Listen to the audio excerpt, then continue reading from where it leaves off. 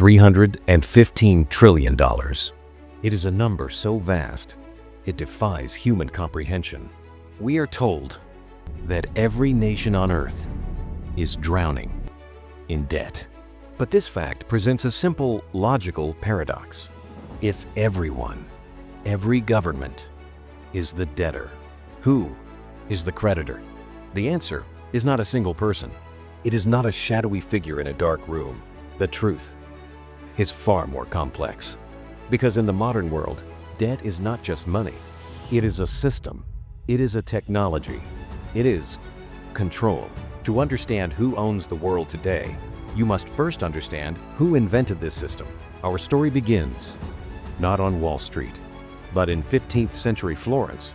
The Medici family. They weren't royalty. They weren't conquerors. They were bankers. And they created the blueprint. Before the Medici, banking was just glorified money. Lending. The Medici innovated. They perfected double-entry bookkeeping. This seems simple, but it was revolutionary.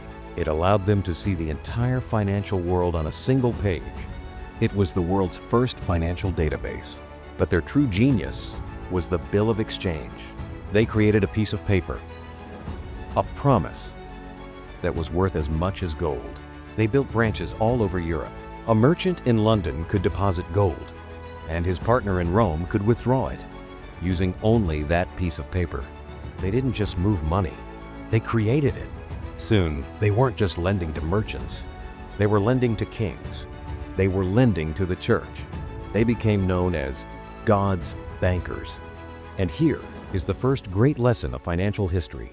The man who lends money to a king is more powerful than the king himself, because the lender sets the rules. The Medici legacy is not their art or their buildings. It is the idea that the one who controls the ledger controls the world. Fast forward 300 years. The Medici system has evolved. Nations realized that to fund wars and build empires, they needed a Medici of their own. In 1694, the Bank of England was created. Its sole purpose, to lend money to the government to fight a war with France. It was a private bank given a state monopoly. This model was perfected in America. 1910, Jekyll Island, Georgia. A secret meeting.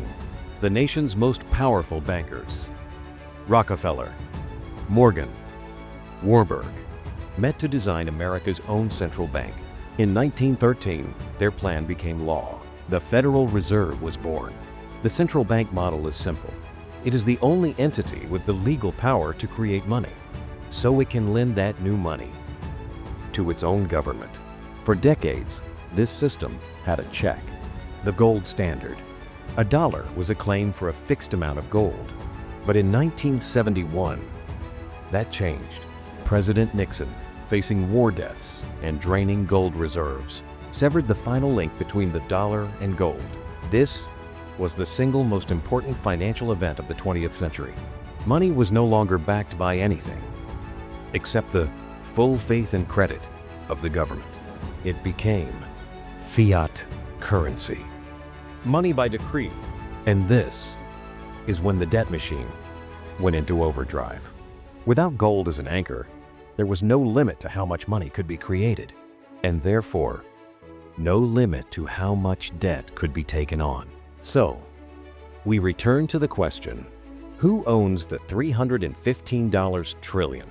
The answer is a network. The creditor is a system.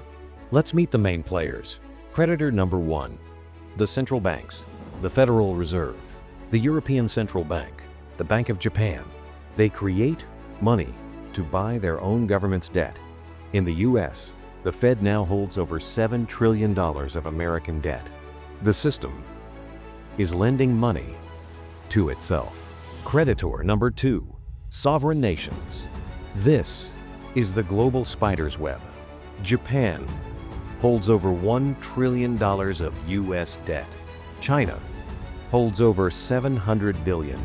The UK, Belgium, Ireland, they all own a piece. This isn't just an investment, it's leverage. It's a form of mutually assured financial destruction.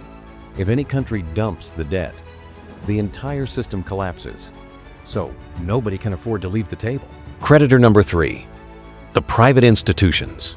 This is where the power becomes opaque. You hear the names: BlackRock, Vanguard. BlackRock alone manages over $9 trillion. But here is the crucial distinction. They don't own this money. They manage it for other people. Their power isn't from ownership. It's from control. They are the new Medici. They are the stewards of the system. They manage the pension funds, the insurance companies, the sovereign wealth funds, which brings us to the final creditor. Creditor number 4, you. It's your pension fund, your 401 kg, your insurance policy. Where do you think that money is safely invested? It's invested in government bonds, in corporate debt. It's invested in the system itself. We are the creditor. We, the public, are the ones funding the machine. We are the ones lending money to our own governments so they can function. This is the genius of the machine. It has no single point of failure. It has no single master. It is a network owned by everyone and controlled by no one. It simply is. So, who is the creditor? The system is the creditor. The financial historian understands.